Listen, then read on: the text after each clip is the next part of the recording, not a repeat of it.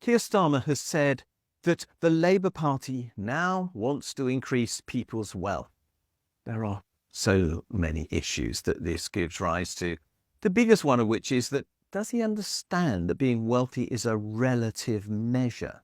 In other words, not everybody can, by definition, be wealthy, because rather like Michael Gove got it wrong when he said he wanted every school to be above average, you can't have everyone wealthy because some people can't be, so that those who have wealth know that they have above average property in their possession, which then defines them as wealthy. So, by definition, Keir Starmer is saying he wants a more unequal society. But is it the role of government, is it in particular the role of a Labour government, to promote inequality of that sort? I personally don't think so.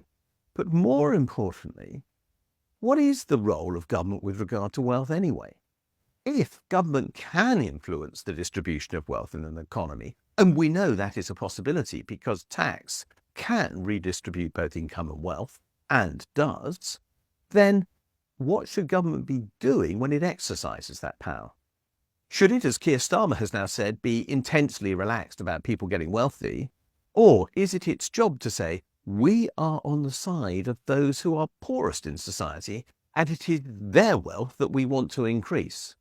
That won't eliminate relative poverty because, by definition, that too is a measure of difference. But it will reduce the absolute level of poverty that people suffer, which used to be the goal of any government, in my opinion.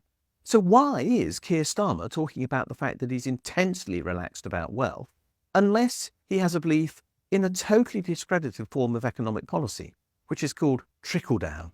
The idea is that as the wealthy get wealthier, everybody else follows along behind them. The claim is that a rising tide lifts all boats.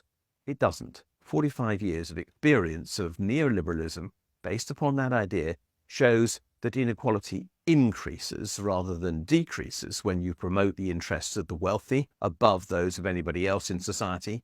But that's what he's doing. I don't understand why. I don't understand how this is consistent with the Labour Party as I've always perceived it to be. I don't believe it is socialist, which is what he claims to be. I believe he's sending out an extremely confusing message to the population, but he's serving one group in society, and that is the wealthy, on whose side he's acting. So why is he doing that now? Because he has the chance to do so, and he will gain from it.